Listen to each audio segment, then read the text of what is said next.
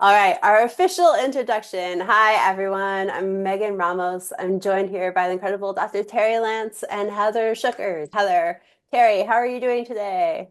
Good. Really good, right? Now I'm good. There was trap, but I'm fine. I'm calm and fine. We've got so many people joining us from all over this morning. We've got Rita in Toronto. Hello, hello, my home friend. Barry's just north of Toronto. We've got people all over the US popping up, Australia, South Africa. Super cool. Lots of neighbors of mine here. Netherlands. That's super neat. This is a cool time of day because we can usually connect with a lot of people. And for some reason, our amazing Australia friends love to hang out with us in the middle of their night. I think it's middle of their night. We are very grateful for you and do hope you have some nice tea on the go. All right, welcome to our coaches corner. I think that's what we're calling it now. We used to call this the coaches roundtable, and then I thought it'd be funny because it's a spin on Canadian hockey things that maybe only I remember as this old Canadian coaching team. Well, Coach Andrea now. You usually have these two sort of goofy characters talking about the hockey game and breaking down what was happening for people who are watching. We're all goofy characters at the fasting method, and we want to break down, this fasting stuff for you. That's what we're good at. Um, During recent interactions with our community members, they said, we want to know what you all did. What did you all do to lose weight? How did you fast and how did you eat? So this started coming up a lot. So we figured, well, what a perfect time to do this for our coaches corner. I'm going to put the amazing coach Heather on the spot. She's one of the newest ones to the team, and she has the story of all stories to knock your socks off this morning. Don't ever sell it, Megan. So actually, before coming into this, I had this thought. I was like, wait a minute. Megan was Terry's coach, and Terry was my coach. And so we got like three generations of coaching sitting here. So I just want to nod to that. So keeping in mind as I tell my story that my coach is right here with me, and so is hers. Anyway, so yeah, my story is one that I hear commonly in front, from clients now, actually. Of course, I didn't know this at the time, but it really rings true for a lot of people. I tried to fast on my own for a couple years. Like I read all the books, right? I did all the things. And the one book that finally kind of flipped the switch where I decided, okay, I'm ready to fast, was Life in the Fasting Lane. That was the one that, there were just magical things in that book that just absolutely, it like turned all the wheels and got everything going for me. And that's, when I decided to do, an overnight fast and start with 24-hour fasts. And I read that in 2020. And I didn't join the fasting method until 2022. So what do you think I was doing that whole time? I was flailing around on my own is what I was doing. I had early success from fasting and it seemed like magical and I couldn't believe I was seeing results I hadn't seen in a long time. And, for a background, I was obese my whole life. I was born a fat baby and I stayed that way, up until very, very recently. So like this was one in a long string of things that I had tried. And this one, it really just felt grounded in something that could work for me. And I was seeing success that I had never seen before. And, like many who have come to fasting have had that experience, but also like many, and this is something I hear all the time, I know what I need to do. I just can't make myself do it. Hear that constantly, and that's what I was saying. I just can't make myself do it.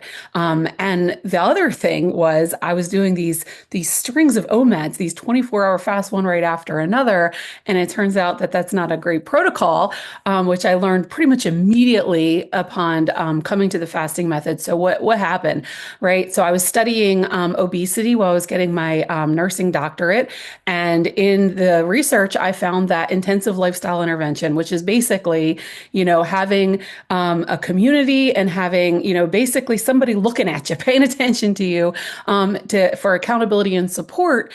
I learned that that was the most efficacious for people to lose weight, which is a really hard thing to do. And so since all the evidence that I was learning said that, I was like, that's it. I obviously need help. I've tried for 2 years on my own. I feel like I know everything there is to know. Obviously, I'm missing a key piece, which is how to keep doing this thing. And I need to get that piece. And so, yeah, I remember exactly where I was. I was sitting on my front porch. It was warm outside. I was graduating with my doctorate. It felt like planets were aligning, right? It was a magical moment. And I was like, I'm joining this community. I'm hiring Terri because, of course, I had, mainlined the podcast and, all of those things. And, I just had this decision. I had this wave of just determination wash over me. And so I joined the community. And of course, when you want to coach, it's not like they're just there waiting for you the second you join the community, like, okay, I'm ready, right? There's a process, right? So I had to sign up for Terry's intake and do that. But in the meantime, I started going to community meetings and I was blown away almost instantly. I saw what I was doing wrong with the fasting that I was trying to do on my own.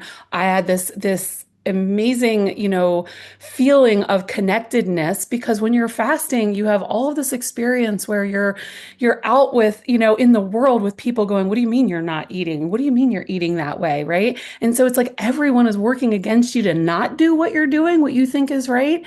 And you get into this tribe in this community, and all of a sudden you're like, oh my gosh, these are people just like me facing the same challenges as me.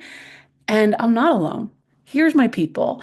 And that feeling in and of itself is what really got the ball rolling for me. And, to the story of what protocol I followed, I was at a meeting that Megan did, and I heard her say, 42-hour fast 3 times a week. You want to do 3 therapeutic fasts a week, alternate day. That's a gold standard for weight loss. Shouldn't take more than 6 months. And I'm going to be honest. And I told her this, after I got the ball rolling, like I thought she was crazy. I was like, this woman is out of her mind. I've been obese my whole life, 40 plus years. There's no way on God's green earth, sitting there at 200 pounds that I am going to magically be a healthy weight 6 months from now. I got it to the day. I joined the fasting method April 30th, 2022 on Halloween, October 31st. I was at a healthy body weight for the first time in my entire life. Like it was magic, and yet it wasn't. It was me coming to a community that was supportive. It was me hiring a coach that, filled the gap of I can't make myself do this. And just so you know, it's not like, I'm going to use a little dog analogy because my coach loves dogs, right? It's not like a coach is like yippy little chihuahuas, right? Just in your face. My mother had a golden retriever, and all that dog needed to do was put his paw on her knee and just look in her eyes and she would do whatever he wanted, right? Like, here's the rest of my steak. You can have it, Tango, right? That's more like what my coach was for me. I might be a yippy chihuahua as a coach, but my coach was more that golden retriever looking you in the eyes. Like, you showing up for yourself? You doing what it takes? And it made all the difference. So I promised on Facebook I would say what my protocol was. It was absolutely 342s. I showed up to it like chemotherapy, which is how Megan described it, right? You wouldn't miss chemo if you were fighting for your life for cancer. I didn't miss my fasting as I was fighting for my life to resolve my sleep apnea, to resolve my prediabetes, to resolve the obesity that had hounded my physical and mental health for my entire life, right? I showed up for it, and that's why I got the results that I wanted. And I did that with the help of my community and with the help of my coach. I also promised to let you know if I used fasting aids. Yes, I did. I hate hearing the community or the Facebook group and people talk about clean and dirty fasts. It gets under my skin, right? Fasting aids, using bone broth in order to get you from being a non-faster to a faster is part of the process, I think. And so staying on the sidelines until you can be a clean water only faster is foolish, right? Use the tools that we teach to get you to where you want to go, is what I say. So that is my story. As mentioned, I got down to a healthy weight, and that was 2022, and here we are, 2.5 years out, and I have maintained. So I think that to me is a bigger part of the story because, as my coach knows, who is sitting here with us, I was terrified because part of the evidence that I learned when I was studying obesity treatment is that very few people are successfully able to lose the weight. And of those very small number of people that can do it, only a small amount keep the weight off, right? Only about 20% are able to maintain their weight past 2 or 5 years. And so I got to my goal after 6 months of working with my coach, and then immediately got another package so I could make sure I didn't fall off the wagon and regain everything I had lost, which would have been heart-wrenching. I was like, Terri, I'm having nightmares that I'm going to regain the weight. And she was like, Heather, you know exactly what to do if you do, but I don't think it's going to happen. And it didn't. So that's my story. I just saw the comment that Terri looks so proud. I am so proud. Sometimes when I hear Coach Lisa was one of my clients as well. And when I hear Heather and Lisa talk about, oh, and then Terri had me do this, or then Terri, I'm like, oh my gosh, I had no idea I would be able to be a part of it in this way. So I am very, very proud. And I was just realizing as I was listening to you, Heather, that we are probably very confusing for people as they're listening to the podcast because they probably have to speed it up while I'm talking and slow it down while you're talking and speed it up while I'm talking. So a lower energy here There. on my part. But I too feel like this is kind of paying it forward because I started my real fasting journey with Megan as my coach.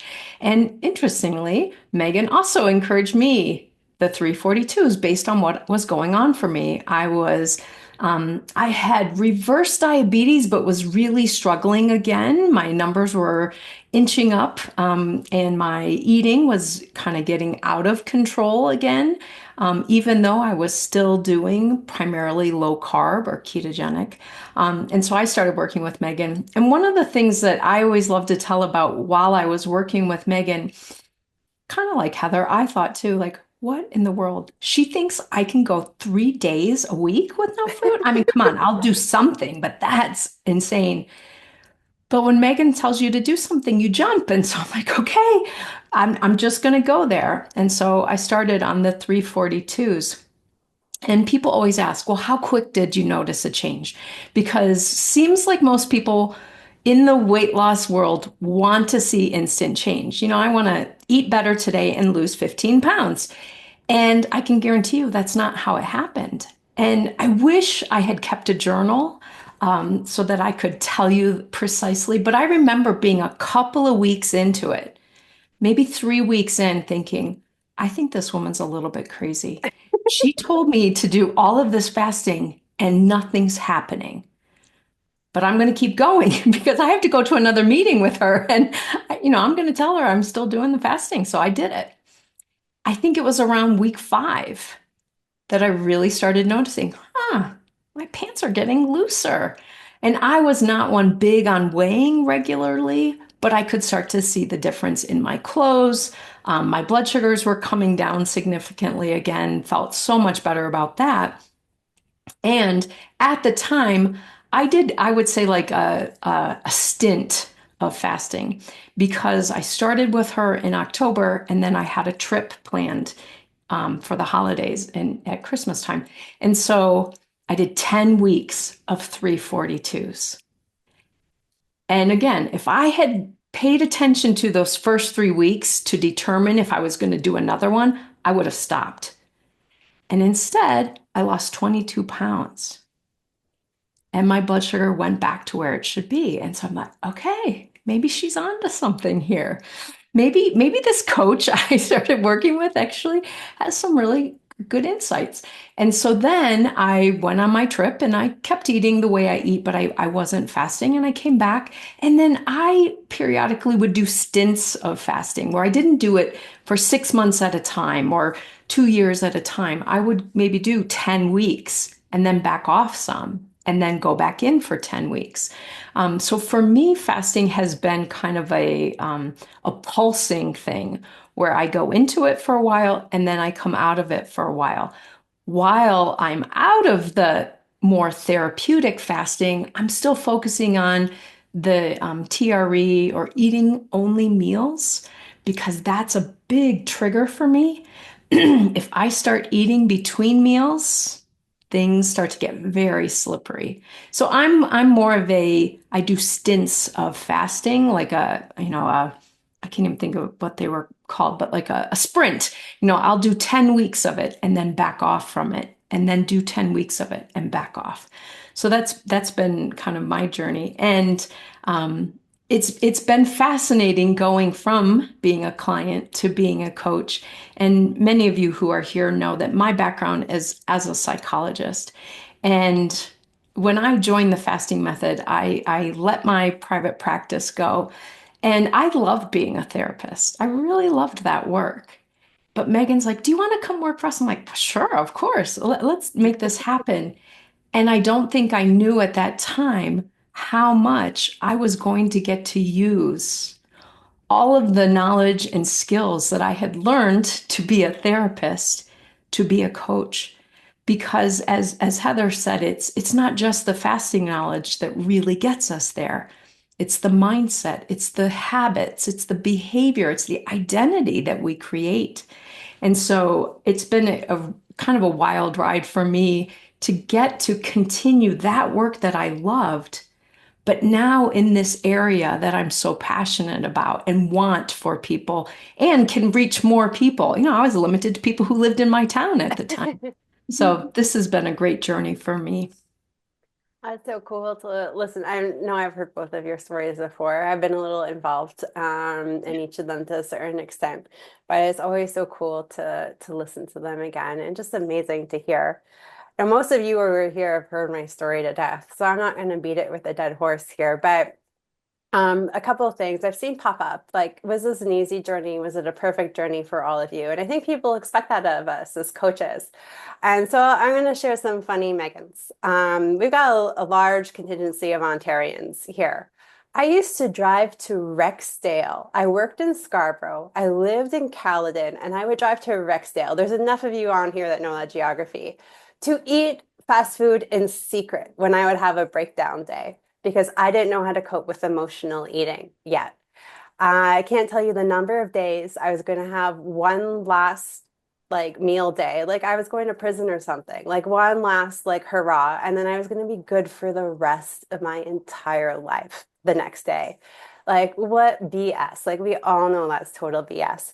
I have been at a baby shower, hiding behind a curtain, eating chocolate chip cookies because I was never going to eat another chocolate chip cookie again in my life. And it's like, oh, come on.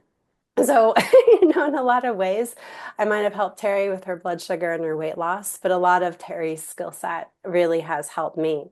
And I think a lot of people, you hear about what I've done with fasting, right? Everyone knows I did 242s and a 24, and if the stars align, I did 342s, and if the stars did not align and the universe was against me, I did 324s. Like you've all heard it. I'm not gonna go there. But I decided to be radically different at the start of like once I realized that I kept setting myself up for failure with this whole notion of perfection, I decided, well, this does not help me at all, right? Like this is good, actually going to kill me because by the time I become perfect, I'm going to have diabetic kidney disease, eye disease, cancer. I'm going to be on dialysis. Like I don't have time to wait to become perfect. I've got 30 years of like shitty eating habits to fix. So my goal is to try to eat healthy once a week. One day of the week, I will let those stars align. And it can be on the weekend with my foods. And one day I'm going to give it a really big effort. And otherwise, I'm not going to pass judgment on myself. I'm not going to snack. I will eat all of the crap in the eating windows that I'm going to have at my meals. We no longer say eating windows, we say meals, fasting method. And I'm going to stick with my fast. And then the more you fast, the better you get, the more energy you have to do other things like focus on your nutrition, right? I barely had time to I had no energy to do laundry or to take care of myself. But when I was fasting, I didn't have to do anything but have some bone broth and, experiment with different teas just to like get myself through the day without being too bored. And all of a sudden, oh, I'm better. Oh, I would like to feel this way on my eating days too. And then that 1 day a week turned into a couple days a week, turned into a few days a week, turned into most of the month, turned into most of the year. And of course, it was punctuated by these, days or weeks of me being like off track and then just having to get to a point. I'm done, it's time to get this show back on the road again. And my biggest thing, I'm like a total lone wolf kind of person. I like doing things alone, being alone. It's amazing. I live with my husband. Like very lone wolf. Like if someone ever told me that I was gonna like have a community, I would have laughed at you like 15 years ago. But it was honestly my patients being my community. They were the ones that after a week of me being sort of nonsense off track, that like I was inspired to get back on track. I wanted to be with them. I wanted to be a good role model for them. They inspired me to let me know that it was possible. And I was like, oh my gosh, I need people. This is weird. I don't like needing people, but I do. And some of these patients have become like family to me. I've moved far. We don't have the clinic in Toronto anymore. They watched me marry my husband. They now see me celebrate having my kid. These people will forever be in my lives. It's super important. So, it's a really powerful thing, being surrounded by like-minded individuals. And like the most important thing for me with the fasting method is just keeping it a safe space for everybody.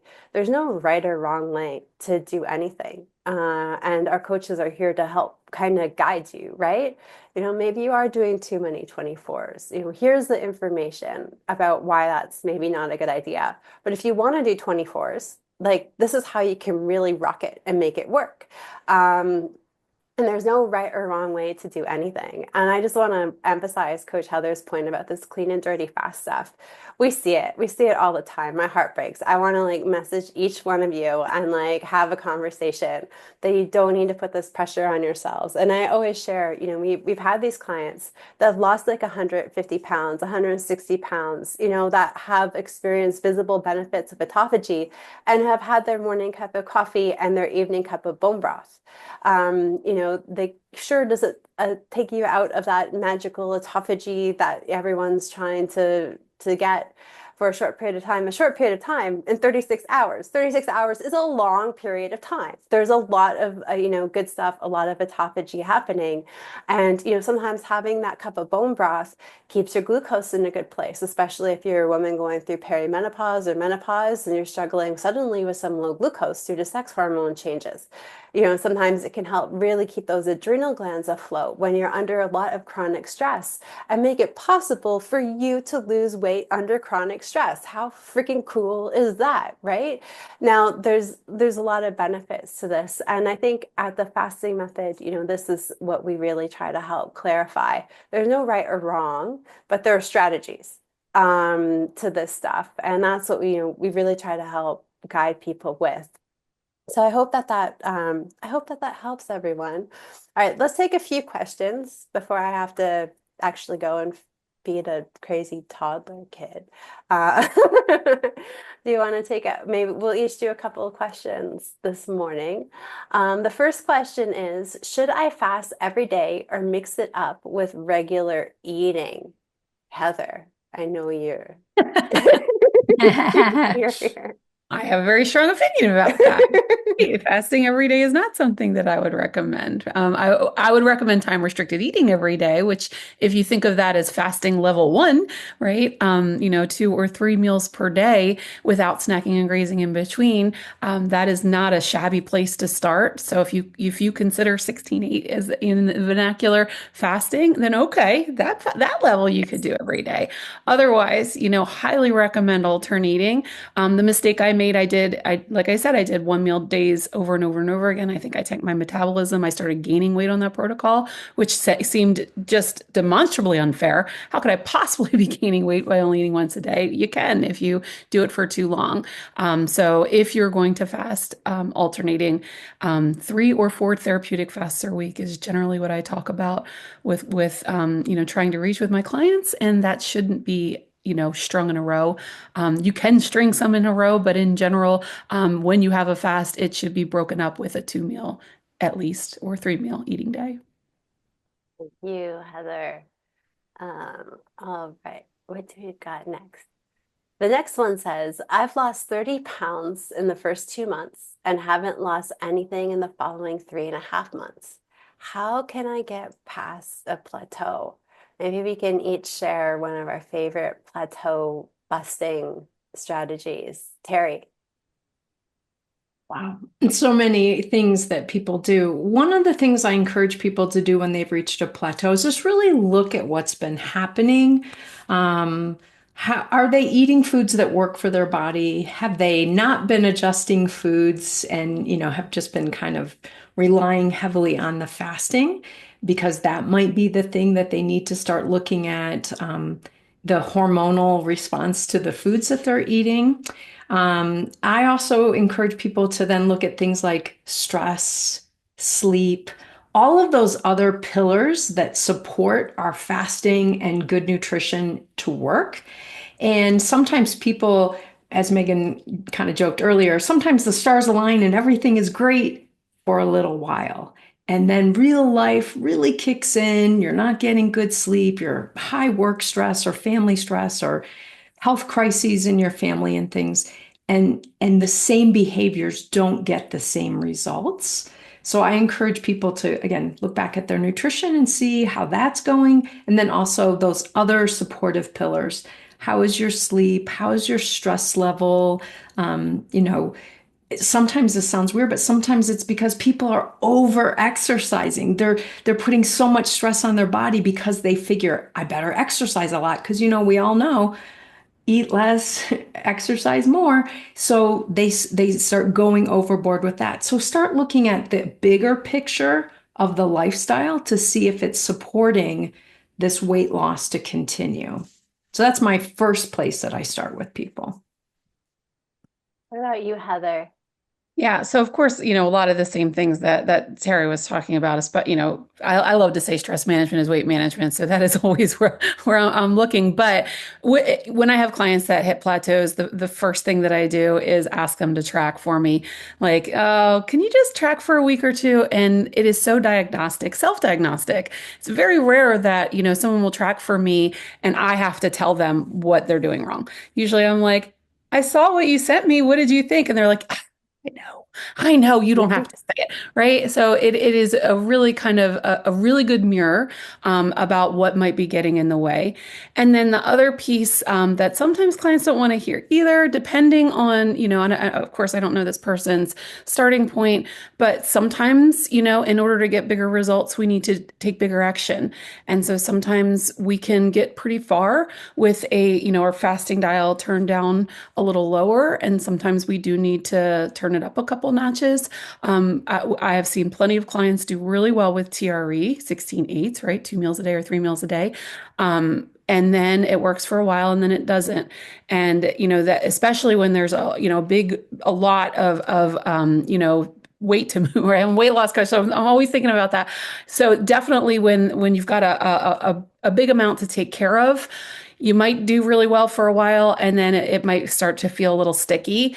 And so you might need to kind of up it and start looking at 24s and overnight fasts to get things moving. Yeah, I mean, a lot of all of our advice, we're on the same page. The lowest hanging fruit is to make sure you're on the right fasting protocol. Um, and then usually there are things we can do on the fasting days to enhance results. But to be honest, most of the roadblocks are popping up on the eating days. So it's not necessarily fast more, fast more, fast more. It's like, all right, let's take a look at these eating days. Are we eating meals or are we having eating windows? What does that look like? What do those meals look like? A lot of people, when they go low carb and keto, they lean on things like nuts and cheese, like side dishes. And I'm not saying you can't have those things. Some people can do need to be careful for various reasons, but sometimes we lean into them hard because they're not quite sure what to fill that gap with, right? To reach satiation. And also, our hormones are such a mess. What the hell is satiation, right? Like it takes a while to actually experience that. So how the heck do you know that you're done? So we try to work on a lot of this stuff because to be honest, like the maintenance that's going to keep you from, gaining all this stuff back is really mastering this whole time restricted eating and dealing with some of this eating day stuff and figuring out what a meal needs to look like for you. That will probably change as you become metabolically healthy in the sense you might need some more protein, you might need some more fat. Some people need some more proper carbs, healthy carbs, like root vegetables. Root vegetables are the healthy carbs I'm talking about. But so that can change over the time for a lot of individuals, but usually trying to tackle there. This person who wrote in is one of my new clients that's going to be starting with me in May. So we're going to unpack, I'm going to send out an email this weekend actually asking for some blood test results with a form to get some more information, my friends. So we will help you bust through this plateau. There's a lot of strategies you've heard us talk about. Don't get overwhelmed. We go through it really quickly. We are kind of trained to identifying sort of the missing piece of the puzzle.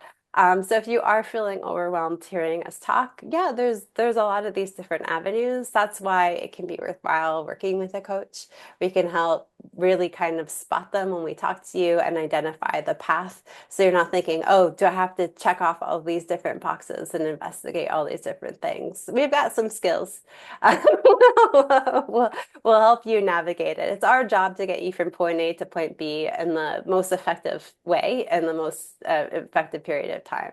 All right, the next question that came in, if I was consistently in ketosis for 6 months, losing weight and successfully managing my blood glucose levels, but then went on vacation and completely fell off track, did I ruin all of my progress in reversing my diabetes? Heather. No. And it is such a common thing where that I see and it's such a cautionary tale. Two things I see this in two ways. Number one, sometimes people go on vacation and have a free for all event, and then they find themselves completely out of control and they're spinning and flailing and can't get themselves back. So that's one thing that happens. That's why having a community and a coach to rein you back in is good. But the other thing that I see is when people have this kind of all or nothing mindset, kind of like what you were talking about, Megan, about, I'm never having a cookie again. It's like, well, I had a cookie, might as well eat the sleeve. Whoa, hey, stop, right? The dose makes the poison, friends, right? And so when you look at, being out of control with your eating, right, like reining in the quantity and focusing on the next meal is generally kind of where I take clients. It's like, okay, it can be incredibly overwhelming, especially if you take on keto or low carb eating, to think about all of the things you're never going to eat again, and it freaks people out, right? I'm never going to eat bread again. Oh my God, is life going to be worth living? So, okay, maybe stop thinking about what you're going to be eating the next 40 years every day. How about you think about what you're going to eat for lunch? Focus on having a good, healthy lunch. And then once that's done, you can think about dinner, right?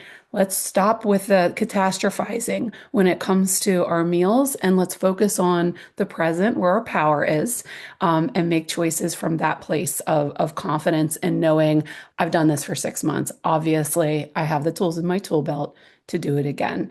And little plug, if you're not aware, we at the Fasting Method have a meditation coach on staff.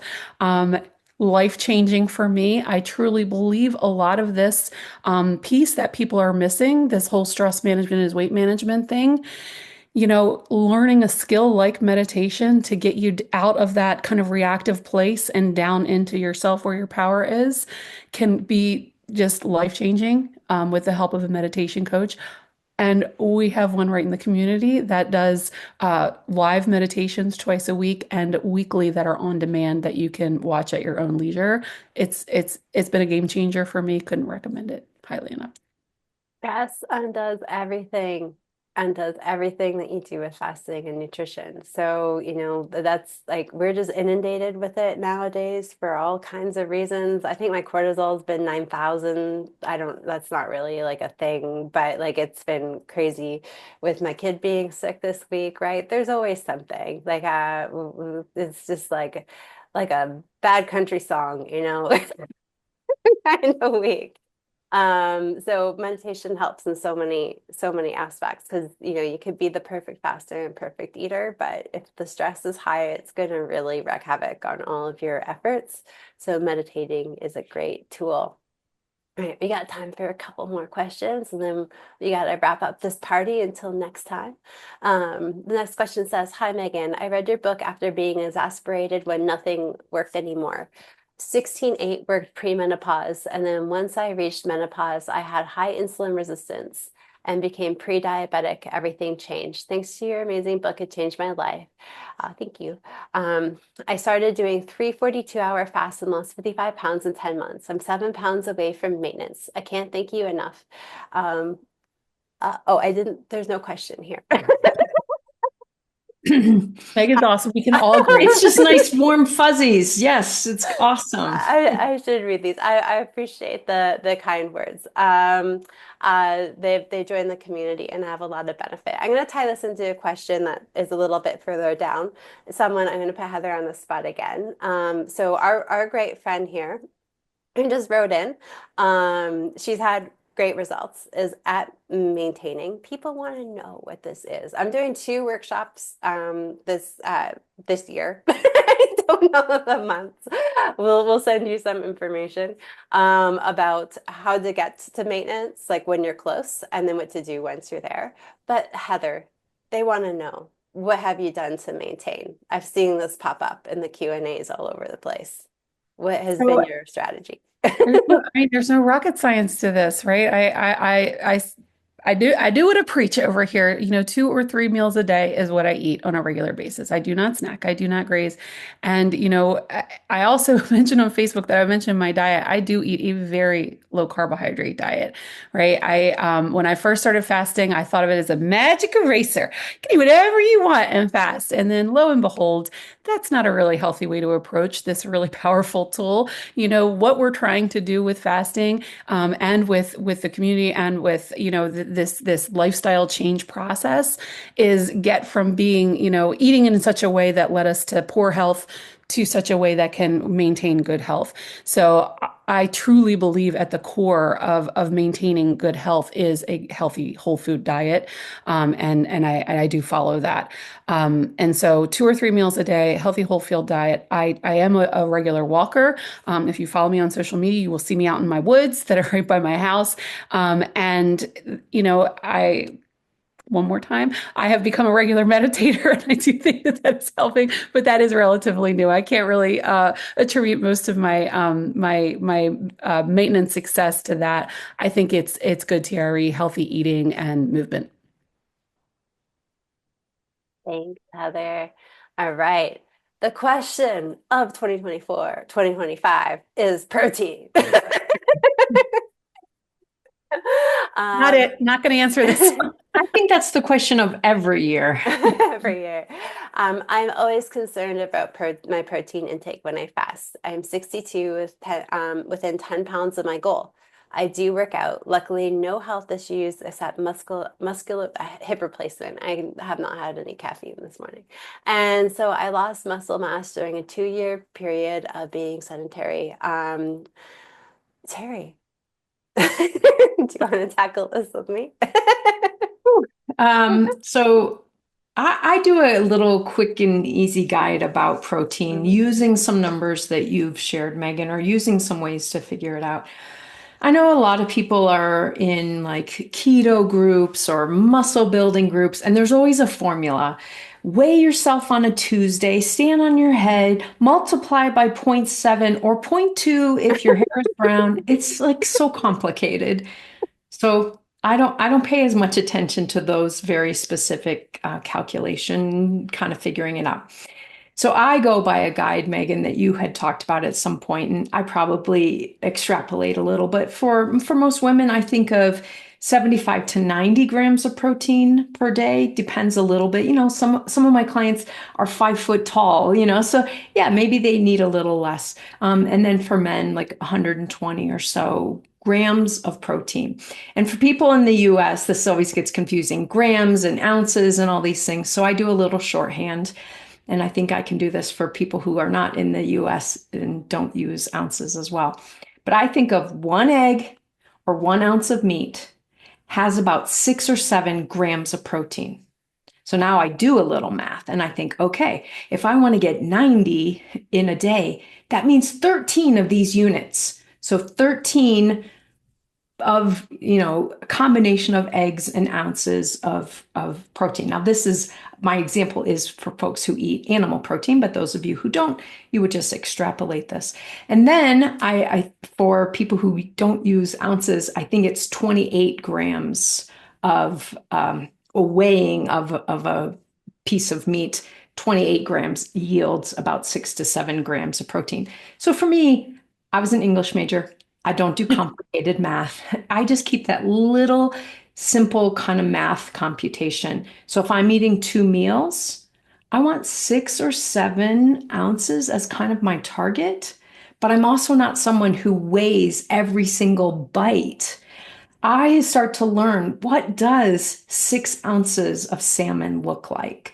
So that I can just kind of make that fit, whether I'm making it, I'm eating at someone else's house, or I'm at a restaurant. But the other thing I think is really important about the protein is remember that while you're fasting, your body is getting protein, even though you're not eating protein. It's breaking down some old, connective tissue and stuff, and it's helping you still get protein. So when people do a really strict math equation of like, well, this is not enough protein, we can't measure how much protein our body is also going in and getting on its own. So that's how I think about the protein question. Yeah, I keep it super simple too. Even in my own journey, it's a third of my plate is animal protein.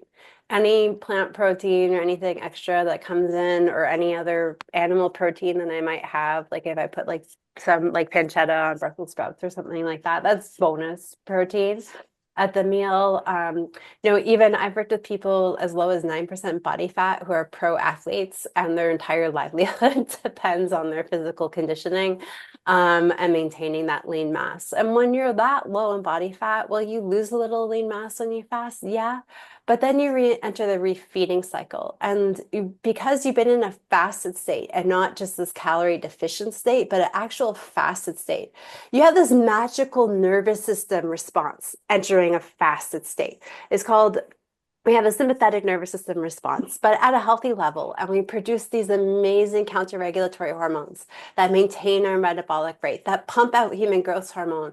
So when we re-enter the feed cycle, we have the great amino acids from the protein that we do eat then, and we have this we have some insulin production that can help us. And then you've got this human growth hormone, and you've got the perfect cocktail to repair anything and even grow and enhance. And sometimes when people are as low as, 9% body fat, you think we'd have them on these crazy high protein diets. No, I put them on maybe 15 grams of protein more a day than sort of our regular metabolic, patient who's at maintenance. So, it is a big hang up. There's a ton of talk out there. As someone who had sarcopenia, which is muscle loss really young before I started this journey, just from like my standard North American lifestyle, I hear you. Like my mom fractured her hip in her 30s without even falling or being in an accident. Her hip just fractured. And it's still haunting her to death in her 70s. She finally just got it replaced after her third surgery earlier this year. So traumatized. So I want strong bones. I want good muscle mass to support those bones. But just keeping it a little bit simple, and then do know, like, even my goal before getting pregnant, I'm not that far off of it now. Was I was hanging around 23-24% body fat. And even then, I still had enough protein. Like when people were going nuts with the pandemic lockdown, I was in the grocery store. And my mom's like, "What are you doing? You're insane. Go steal a cow." And it's just like, no, like I've got stuff on me. I'm good. Like I'm good for the 2 weeks. It will take the butcher shop to be restocked once some of this settles down. Like I've got the stock on me. Uh, and that's at a low body fat percentage. So I see all the stuff, and protein is important. Some people truly just don't get enough of it. And this is where, working with a coach again can, help. We do have to wrap up. I have a little kid that I need to feed. I think Terry's hosting a community meeting. Heather's probably got a full slotted day. So we are going to just share some things about the fasting method. Next week on Wednesday, our 12-week program is launching. Once a month, we begin a 12-week program that walks you through some of the key principles, the 12 key principles of our fasting method of fasting. It's an actual method, people. Uh, so we start week one with a new group, the first Wednesday of every month. That starts next week. The first 2 weeks are free trial. So if you're trying to figure this out, want to check out the community, you can do it. You can join all these meetings. You can check out and see what the weekly content and resources are like for 2 weeks without any charge. And then at the end of those 12 weeks, we don't leave you hanging. Everybody gets into the same pool. And then we have a weekly lesson that's focused on relevant stuff that's going on now. That's something that I create every week for the team. So, we've got like Easter holiday coming up and people being worried about sweets and pastries and chocolate and all that stuff. So we're going to every week focus on strategies that are helping individuals there. We did have a spring coaching promo for 25% off. We just extended that till April 7th because we knew we were doing this today. I wanted to give you a chance to meet our amazing coaches, and take assessments are complimentary. So all this information's over at thefastingmethod.com, and we'll send you an email later today if you join today's session. I said today a lot. I need some caffeine. We're going to wrap up. Bye, everybody, and happy fasting, my friends. Thanks so much, Heather and Terri. You bet. Take good care, everybody. Bye.